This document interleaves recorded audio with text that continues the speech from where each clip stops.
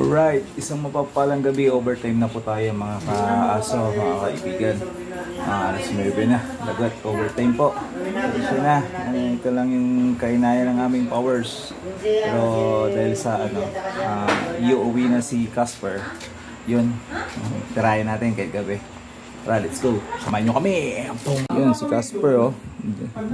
Dahil sa uuwi na siya bukas, yun, nandito kami. Alas 9 ng gabi. Yan. Overtime kasama ko si Poging Chicken. Matad siya guys.